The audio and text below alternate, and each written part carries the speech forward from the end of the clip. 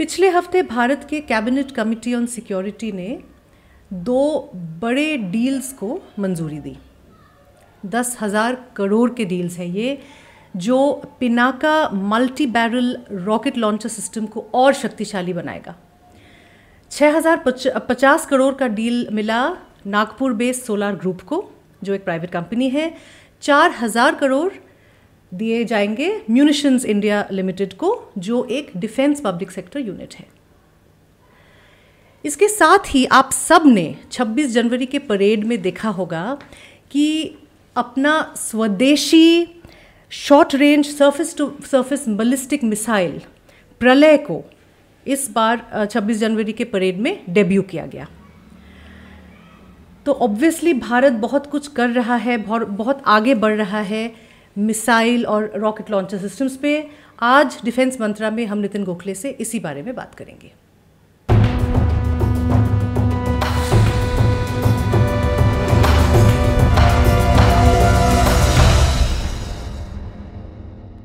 नितिन, हमसे बात करने के लिए धन्यवाद फिर से। आपका शुक्रिया मुझे इस प्रोग्राम पे लाने के लिए। सारे प्रोग्राम्स आपके हैं, लेकिन हाँ, आप हमें टाइम देते हैं बात करने के लिए। तो सबसे पहले बात करते हैं, ये जो 10,000 करोड़ की जो डील हुई है, बहुत बहुत बड़ी खबर है ये, है ना, भारत शक्ति के लिए, हमारे लिए, भारत के लिए, और एंड ऑफ कोर्स सोलार के लिए और MIL के लिए। तो इसके बारे में थोड़ा सा बताइए कि पिनाका किस तरह से ये पिनाका को और शक्तिशाली बनाएगा। देखिए, पिनाका रॉकेट लॉन्चर्स या पिनाका सिस्टम जो है, ये एक प्लेटफॉर्म है जिसमें आर्टिलरी, इसको गन सिस्टम कह सकते हैं, इसको रॉकेट सिस्टम कह सकते हैं। इसकी जो टेक्निक है, इसकी जो टेक्नोलॉजी है, ये DRDO ने डेवलप की है, डिफेंस रिसर्च और डेवलपमेंट ऑर्गेनाइजेशन ने। और इसकी जो टेक्नोलॉजी ट्रांसफ़र की गई थी तब के ऑर्डिनेंस फैक्ट्री बोर्ड को और एक प्राइवेट कंपनी जो सोलार, जो Nagpur based economic explosives limited, जो उनकी सब्सिडियरी है, उनको। तो वो डेवलपमेंट पार्टनर भी थे, फिर उनको प्रोडक्शन पार्टनर बनाया गया, और अब ये काफ़ी दिनों से भारतीय सेना में शामिल है। पर पिनाका का महत्व इसलिए, और इस डील का महत्व इसलिए है कि इसको एनहांस किया गया है। इसकी जो क्षमता है, मारक क्षमता है, रेंज है, एक्यूरेसी है, इसको एनहांस किया गया है, और इसके कारण ये ज़्यादा लीथल हो जाएगा, और इसका जो उपयोग है भारतीय सेना में, ये बढ़ जाएगा। तो ये और टोटली इंडिजिनस है, ये भारत में निर्माण की गई, मेक इन इंडिया के तहत हुआ है। तो इससे क्या होता है कि बाकी जो एंसिलरी इंडस्ट्रीज़ हैं, जो सप्लायर्स हैं सोलार के या MIL के, इनको भी बढ़ावा मिलता है, इनको बूस्ट मिलता है। तो एक डील से आप कई लोगों को आप काम पे लगाते हो, उनको बिजनेस में रखते हो, और फिर अपनी उस क्षमता पर, उस टेक्नोलॉजी पर भारत का ही हक है। और ये इसकी डिमांड भी बाहर बहुत ज़्यादा है, एक्सपोर्ट्स के लिए, बाहर निर्यात करने के लिए काफ़ी देश इसको मांग रहे हैं। जैसे आर्मेनिया ने मांगा है, बाकी और छोटे अफ्रीका के जो देश हैं वो मांगते हैं, क्योंकि ये रिलेटिवली सस्ती सिस्टम है। सस्ती in the sense of price या वैल्यू फॉर मनी जिसको कहते हैं, वो पिनाका का है। तो इसलिए इसका बहुत पोटेंशियल है, एक्सपोर्ट का भी और भारतीय सेना के लिए भी। इसलिए इसका महत्व बहुत ज़्यादा है, इसलिए हमने भारत शक्ति पे इसको काफ़ी प्रोमिनेंटली इस न्यूज़ को डिस्प्ले किया था। बिल्कुल बिल्कुल। आपने अभी निर्यात की बात की, एक्सपोर्ट की बात की, तो अगर हम इंडियन सिस्टम्स की एक्सपोर्ट की बात सोचते हैं तो सबसे पहले याद आता है ब्रह्मोस, क्योंकि फिलीपींस ने 2022 में हमसे खरीदा। अभी इंडोनेशिया इंटरेस्ट दिखा रहा है, और वियतनाम ने भी क्वेरी किया। तो ब्रह्मोस के बारे में, तो ब्रह्मोस तो स्वदेशी नहीं है, ब्रह्मोस जॉइंट वेंचर है रशिया और भारत के बीच में। 25 साल हो गए हैं इसको, इस वेंचर को, और टेक्नोलॉजी रशिया से आई थी, पर इसका इंडिजनाइजेशन और इसकी निर्मित भारत में काफ़ी सालों से हो रही है। तो अब वो पूरी तरह से भारत में ही निर्माण होता है इसका, और यहीं से एक्सपोर्ट हो रहा है। ये एक सुपरसोनिक क्रूज मिसाइल है। तो इस क्रूज मिसाइल और रॉकेट लॉन्चर में फ़र्क ये है, या आर्टिलरी गन और मिसाइल में फ़र्क ये होता है कि आर्टिलरी गन की रेंज और एक्यूरेसी जो होती है वो कम होती है। मिसाइल जो होती है उसकी रेंज काफ़ी हद तक बहुत ज़्यादा होती है। वो 150 किलोमीटर से या 70 किलोमीटर से लेकर 10,000 या 16,000 किलोमीटर तक जा सकती हैं मिसाइल। दूसरा फ़र्क ये होता है कि आर्टिलरी शेल जो है वो सेल्फ गाइडेड नहीं होता है, वो प्रोजेक्टाइल है। जैसे आर्टिलरी गन से उसको फायर किया गया और जहाँ पे उसको टारगेट दिया गया है वहाँ जाके वो गिरेगा, पर उसका अपना कोई कंट्रोल नहीं होता है उस शेल पे। जो गोला होता है बारूद का जो आर्टिलरी गन से निकलता है, बोफोर्स से चाहे या फिर पिनाका से चाहे, उसका अपना कंट्रोल कुछ नहीं होता है। वो जब गन फायर की जाती है तब वो उसको एक गाइड किया जाता है कि आपको यहाँ जाना है, मतलब वो टारगेट दिया जाता है, उस तरह से वो जाता है। मिसाइल इसके बावजूद कि मिसाइल जो है रॉकेट से ही फायर होता है, पर मिसाइल में ग्लोबल पोजीशनिंग सिस्टम या इनर्शियल नेविगेशन सिस्टम, ऐसे अलग अलग तरह के गाइडेड सिस्टम्स होते हैं। तो वो गाइड कर सकता है अपने आप को। कोई हीट सीकिंग मिसाइल होती है, कोई नेविगेशन सेल्फ नेविगेशन करने वाली मिसाइल होती है, और फिर अग्नि नाम की जो भारत की एक मिसाइल है, जो वेरिएंट है, जो सबसे बड़ा स्ट्रेटेजिक मिसाइल भी है, उसका एक वेरिएंट है अग्नि प्राइम, जो MIRV कहते हैं उसको, मल्टीपल री एंट्री व्हीकल्स उसमें निकलते हैं अग्नि प्राइम में, जो ऊपर जाके एटमॉस्फेयर के बाहर जाके फिर वापस आता है। तो उसमें गाइडेंस होता है उस मिसाइल में। और उसका फ़ायदा ये होता है कि आप कंफ्यूज करते हो अपने दुश्मन को कि आप पहले आपने इसको ऊपर एटमॉस्फेयर के बाहर फायर कर दिया और वो सोच लिया कि चलो वो चली गई ऊपर 100 मतलब एटमॉस्फेयर के बाहर, पर वो री एंट्री कर सकती है। मल्टीपल री एंट्री व्हीकल्स होते हैं उसमें। जब वो मिसाइल सेकंड स्टेज में आ जाती है तो उस मिसाइल से 3, 4, 5, 6, 7 जो आप उसमें डालेंगे उस तरह के व्हीकल्स या जो एक्सप्लोजिव लेडन मिसाइल होती है वो अलग अलग टारगेट्स को टारगेट कर सकती है साइमल्टेनियसली। वो बहुत एडवांस टेक्नोलॉजी है जो भारत ने अभी मास्टर की है। पर वो मिसाइल्स के बारे में जब हम बात करेंगे उसमें थोड़ा सा उसका तो नहीं, शुरू करते हैं मिसाइल्स के बारे में बात करना। बिकॉज आप जब कह रहे थे तो मुझे अलग अलग फिल्म्स की, एक्शन फिल्म्स की याद आ रही थी। बिल्कुल। तो आई थिंक हमारे दर्शकों को भी बहुत इंटरेस्टिंग लगेगा ये शो। सब्सक्राइब करना मत भूलिए, लाइक और शेयर करना मत भूलिए, कमेंट्स भेजना मत भूलिए। मैं शो के बीच में ही कह रही हूँ, ऑफ कोर्स एंड में फिर से बोलूँगी। तो मिसाइल्स, आपने कहा कि रेंज ज़्यादा होता है और मिसाइल्स को अनगाइडेड भी रहे तो वो अपने आप से चेंज कर सकते हैं। गाइडेड भी होती है, बैलिस्टिक भी होती है। ऐसे दो अलग अलग तरह की मिसाइल्स होती है या 3 अलग अलग तरह की मिसाइल्स होती है। तो हम अगर शुरुआत करते हैं शॉर्ट रेंज मिसाइल से, अगर भारत की जो फैमिली ऑफ मिसाइल्स भारत के पास है, जो DRDO का सबसे सक्सेसफुल प्रोग्राम अगर रहा है। DRDO काफ़ी हद तक क्रिटिसिज्म उसके बारे में होता है, लोग उसको काफ़ी क्रिटिसाइज़ करते हैं, टिप्पणी करते हैं DRDO के ऊपर कि उन्होंने कोई प्रोजेक्ट टाइम पे डिलीवर नहीं किया। पर इनका ये जो प्रोग्राम है, इसको कहते थे integrated guided missile programme, IGDMP, जो 1982-83 में शुरू किया गया था। और उसके जो उस समय के सूत्रधार थे या जो नायक थे वो थे APJ अब्दुल कलाम। उन्होंने अपनी शोहरत उसी में हासिल की थी और वो प्रोग्राम 1982-83 से चलकर 2008 तक चला, जिसमें पृथ्वी, त्रिशूल, नाग, आकाश, अग्नि, ऐसे मिसाइल्स का निर्माण हुआ। और 2008 में उस प्रोग्राम को ख़त्म किया गया, क्योंकि उसके बाद वाला सिर्फ जो प्रोडक्शन होता है या जो निर्मित होती है वो अग्नि मिसाइल की अभी हो रही है, डेवलपमेंट हो रही है। प्रोडक्शन तो चलते रहता है सभी मिसाइल का, पर डेवलपमेंट और प्रोडक्शन में फ़र्क है। डेवलपमेंट होता है आप उसको वैलिडेशन करते हो, टेस्टिंग करते हो, रेंज ठीक है कि नहीं, उसके जो पैरामीटर्स होते हैं, are they meeting those parameters, ये सब वो टेस्टिंग करते हैं। तो बालासोर उड़ीसा में और चांदीपुर उड़ीसा में ऑन सी, चांदीपुर ऑन सी नाम का जो मिसाइल टेस्टिंग रेंज है, यहाँ से ज़्यादातर इन मिसाइल का टेस्टिंग होता है। ये कई सालों से, अभी 40 साल से ज़्यादा हो गए, वो वहाँ से वो उस प्रोग्राम की शुरुआत हुई थी। तो अगर हम आते हैं अलग अलग तरह के रेंजेस के मिसाइल्स पर, तो आपने प्रलय की बात की। प्रलय का भी वहाँ पे प्रदर्शन किया गया था ये गणतंत्र दिवस के परेड में।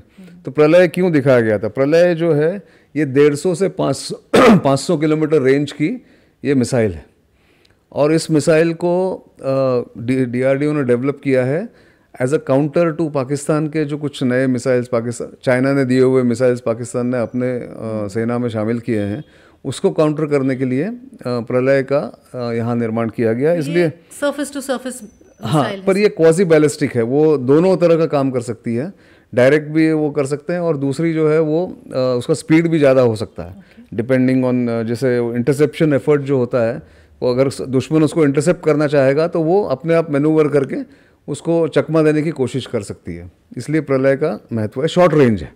तो ये आपका आर्मी में शामिल होगी क्योंकि आपके सीमा पर अगर आप लगाएं और सीमा से अगर पास के जो ठिकाने हैं दुश्मन के, कमांड कंट्रोल सिस्टम्स या जो भी रेडार्स हैं या एम्यूनेशन डंप है, उसको टारगेट करने के लिए आप या तो चीन के सीमा पर लगाइए या पाकिस्तान के सीमा पर लगाइए, वहाँ से फायर कर सकते हैं। तो ये शॉर्ट रेंज मिसाइल है और इसके फिर वेरिएंट्स आएंगे। प्रहार नाम का एक सीरीज़ है जिसमें उसके अलग अलग रेंजेस हैं, 150 से 170 किलोमीटर, दूसरा है 170 से 200 किलोमीटर, पर उसका डेवलपमेंट चल रहा है अभी।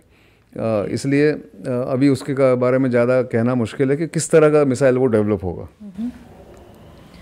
इसके अलावा तो ये बैलिस्टिक मिसाइल्स हैं। हाँ जी, ये तो बैलिस्टिक मिसाइल और क्रूज मिसाइल में क्या अंतर? क्रूज जो है वो लो लेवल फ्लाई करते हैं, जैसे ब्रह्मोस है, और वो उसका स्पीड बहुत ज़्यादा होता है, इसको इंटरसेप्ट करना बहुत मुश्किल होता है।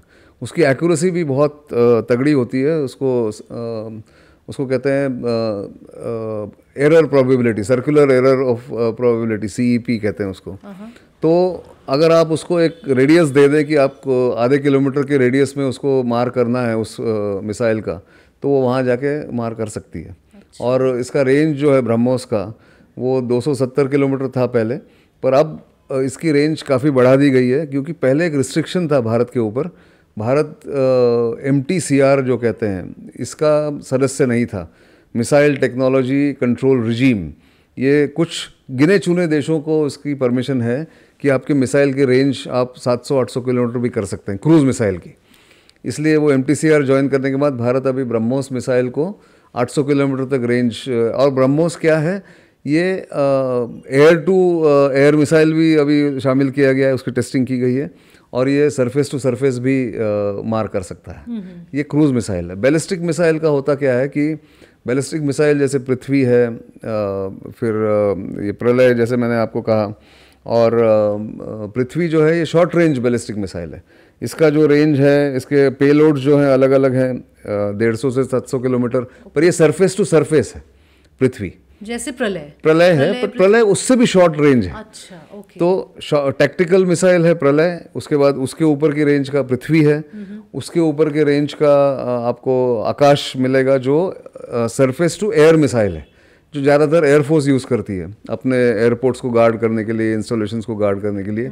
और आकाश सिस्टम का एक्सपोर्ट पोटेंशियल बहुत ज़्यादा है क्योंकि ये रिलेटिवली इनएक्सपेंसिव, मैं चीप नहीं कहूँगा, इनएक्सपेंसिव सिस्टम्स हैं, रीजनेबल है, लोग कॉम्पीट कर सकते हैं। आप अमेरिकी मिसाइल लीजिए या फ्रांस के मिसाइल लीजिए, बहुत महंगे होते हैं। तो ये बहुत ज़रूरी था भारत को आत्मनिर्भर बनने के लिए और अपनी बचत करने के लिए। क्वेरीज आए हैं कि आकाश के लिए? आकाश के बहुत से क्वेरीज आए हैं, वियतनाम से आए हैं, अफ्रीकन देशों से काफ़ी उसमें क्वेरीज आए हैं, सब कुछ हुआ है। और पर भारत के ये तो हो गई आपकी टैक्टिकल, फिर medium range, tactical short range हो गई, फिर मीडियम रेंज हो गई, और फिर उसके जाके आगे अग्नि जो है, अग्नि 2 तरह के मिसाइल्स भारत के पास है। इसकी लॉन्ग रेंज बैलिस्टिक मिसाइल है जो जिसमें नॉन न्यूक्लियर पेलोड होता है, एक्सप्लोजिव्स हैं पर वो न्यूक्लियर मिसाइल नहीं है, पर अग्नि can also carry nuclear payload. तो इसलिए उसको स्ट्रेटेजिक मिसाइल कहा जाता है। और स्ट्रेटेजिक फोर्सेस कमांड जो भारत की एक ट्राई सर्विस ऑर्गेनाइजेशन है, वो उनको कंट्रोल करती है अग्नि, मतलब स्ट्रेटेजिक मिसाइल्स को। वो स्ट्रेटेजिक मिसाइल अलग अलग तरह के हो सकते हैं। उसकी रेंज अग्नि की 2000 किलोमीटर से शुरू होकर अग्नि 5 जो अभी हुई है 5000-6000 किलोमीटर तक कहते हैं कि उसकी रेंज है, उससे ज़्यादा भी हो सकती है। मेरे ख्याल से बहुत ज़्यादा है। 6 का जो निर्माण अभी किसी ने एक्नॉलेज नहीं किया है, शायद उसके ऊपर काम चल रहा है। तो वो होगी इंटरकॉन्टिनेंटल बैलिस्टिक मिसाइल, जो एक कॉन्टिनेंट से दूसरे कॉन्टिनेंट जा सकती है। लेकिन ये सिर्फ न्यूक्लियर होगा, राइट? ये न्यूक्लियर होगा मोस्टली, क्योंकि इंटरकॉन्टिनेंटल न्यूक्लियर ही चाहिए आपको।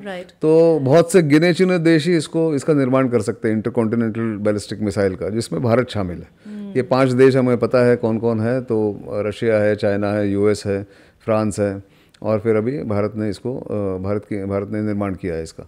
तो भारत का ये बहुत बड़ा सक्सेसफुल प्रोग्राम रहा है अग्नि का। अग्नि प्राइम का जैसे मैंने कहा वो MIRV, जैसे मल्टीपल री एंट्री व्हीकल्स होते हैं, उसे multiple independent re entry vehicles उसको कहते हैं। okay. तो जैसे आप ऊपर चले गए, जैसे मैंने तब एक्सप्लेन किया, आउट ऑफ द एटमॉस्फेयर, वहाँ से वापस आके वो अलग अलग टारगेट्स को एक साथ साइमल्टेनियसली टारगेट कर सकते हैं। MIRV जो होता है, तो अग्नि prime is also one of the strategic missiles, ऐसा है। तो यहाँ पे है। ओके तो कौन सा मिसाइल मैं मिस कर गई अभी पूछने में? एक है K सीरीज ऑफ मिसाइल्स, जो सबमरीन लॉन्च मिसाइल के बैलिस्टिक मिसाइल कहते हैं। तो जैसे अभी भारत के पास न्यूक्लियर पावर्ड सबमरीन्स हैं, न्यूक्लियर आर्म्ड सबमरीन्स भी हैं। तो उसमें न्यूक्लियर आर्म्ड सबमरीन्स में ये K5 अभी K15 अभी शामिल है। K4, 5 और 6 का अभी डेवलपमेंट और टेस्टिंग चल रही है। इसकी रेंज फैमिली की K15 की 750 किलोमीटर है, पर K4, 5, 6 आपके जो अभी बता रहे हैं 3500 किलोमीटर से लेकर 8000 किलोमीटर तक इसकी रेंज होगी आगे जाके। तो ये सब क्या होता है, ये न्यूक्लियर मिसाइल जो होते हैं, मैं ये कह दूं, डेटरेंट है, ये डेटरेंस होते हैं कि खुदा ना करे इसको कभी इस्तेमाल करने का वक्त ना आए, पर ये डेटरेंस होता है कि the deterrence has to be in the mind of the enemy. उसको पता है अगर आपके पास ये मिसाइल है तो वो आपके साथ, अगर चलती भाषा में कहा जाए तो पंगा नहीं लेगा। जी, है ना, क्योंकि इंडिया इज वेरी क्लियर कि no first use policy India का है, न्यूक्लियर की है, पर ये अभी न्यूक्लियर डेटरेंस का ट्रायड होता है। ट्रायड मतलब एक न्यूक्लियर मिसाइल आपकी सरफेस टू सरफेस फायर करती है, जो आर्मी के पास होती है। वो आपके रेल रोड पे वो इसको कैरी करते हैं, या ट्रक में या रेलवे पे उसको कैरी कर सकते हैं, पर ये it is vulnerable to being intercepted और अटैक्ड। दूसरी होती है आपके एयरप्लेन्स, फाइटर जेट्स, इसको कैरी करेंगे और जाके जहाँ मार करनी है दुश्मन के खिलाफ वहाँ ले जाएंगे, पर वो भी इंटरसेप्शन हो सकता है, ट्रैक हो सकता है, रेडार से वो देख सकते हैं कहाँ आ रहा है ये जहाज़। इसलिए तो सबसे लीथल जो होता है वो होता है सबमरीन बेस्ड स्ट्रेटेजिक मिसाइल। आप सबमरीन कहीं भी रख दो, आप चाहे तो मलाक्का स्ट्रेट्स में सबमरीन रख दो, किसी को पता नहीं होगा। अब वहाँ से आप चाइना को मार कर सकते हो, या फिर आप जाके पाकिस्तान के ओमान के पास जाके आपकी सबमरीन बैठ गई और वहाँ से आपने लॉन्च कर दिया, पाकिस्तान कराची बंदरगाह को आपने टारगेट कर दिया। तो इसको कहते हैं कि third leg of the triad. Triad मतलब 3। तो ट्रायड का जो होता है सबसे लीथल जो होता है वो सबमरीन बेस्ड न्यूक्लियर मिसाइल होती है। इसलिए K सीरीज़ का महत्व ये है कि अभी भारत के पास ये क्षमता आ गई है।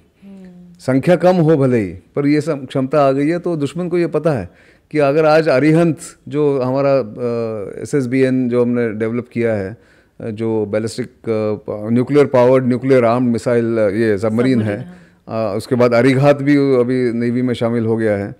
तो ये दोनों अगर कहीं जाके छुप जाए, और सबसे बेस्ट छुपने की जगह समुद्र के नीचे होती है या पानी के नीचे होती है, तो आपको पता ही नहीं कहाँ है, तो उसको ट्रैक करना मुश्किल होता है दुश्मन को। इसलिए ये सबसे लीथल ट्रायड का पार्ट ये कहा जाता है कि submarine based ballistic missile, nuclear missile. तो डॉक्टर APJ अब्दुल कलाम को इंडिया का मिसाइल मैन कहा जाता था, और आज हम देख रहे हैं कि कितनी सारी जो प्लेटफॉर्म्स है इंडिया ने डेवलप कर लिया है, और इंडिया अब इन टर्म्स ऑफ मिसाइल कम से कम हम पीछे नहीं है, बिल्कुल नहीं है, सेल्फ सफिशिएंट है। और जो DRDO का जो एक क्लस्टर है, missiles and strategic systems, MSS, ये सबसे सक्सेसफुल क्लस्टर है इनका। इनके काफ़ी क्लस्टर्स होते हैं, electronic warfare, radars, psychological study, ऐसे DRDO को सबको ही पता है कि क्या क्या करते हैं DRDO। जैसे लैंड सिस्टम्स हैं, ये मेन बैटल टैंक अर्जुन का निर्माण DRDO ने किया हुआ है। LCA Tejas ADA aeronautical development agency में उसका निर्माण हुआ है। पर सबसे successful programme MSS, missiles and strategic systems का जो क्लस्टर है, जो हैदराबाद बेस्ड है, जो APJ अब्दुल कलाम के कारण शुरू हुआ था, और वो सबसे सक्सेसफुल है और आत्मनिर्भर है। सब कुछ अब भारत में निर्माण उसका हो सकता है। उसके जो सब कॉन्ट्रैक्टर्स, जो इसके सप्लाई चेन के छोटे कॉन्ट्रैक्टर्स, MSMEs, हज़ारों MSMEs इसमें इन्वॉल्व है, और प्रोडक्शन जो होता है वो BDL में इसका करते हैं, भारत डायनामिक्स लिमिटेड में, और वहाँ से ये मिसाइल सब बाहर निकलती है और डिप्लॉय होती है। जी, तो सुन लिया आपने कि इंडिया के स्वदेशी मिसाइल्स के बारे में हमने बात की। शायद एक दो छूट भी गए, लेकिन हम कोशिश करते हैं कि प्रोग्राम को एक सीमित टाइम में करने का। तो आपने देखा कि किस तरह से इंडिया काफ़ी कुछ कर रहा है, काफ़ी सालों से कर रहा है, और आज हम ऐसी जगह पे है कि वी कैन बी प्राउड। जहाँ तक हमारे मिसाइल सिस्टम की बात है, we can be proud, India can be proud. DRDO ने बहुत काम किया है, बहुत आगे बढ़ाया है इस चीज़ को। थैंक यू नितिन, हम इतनी जानकारी देने के लिए। बहुत इंटरेस्टिंग है, और आई होप आप लोगों को भी इंटरेस्टिंग लगा और इन्फॉर्मेटिव लगा ये प्रोग्राम। प्लीज़ कमेंट सेक्शन में हमें लिख के भेजिए। इस वीडियो को लाइक और शेयर ज़रूर कीजिए। मिलते हैं अगले हफ्ते। Thank you.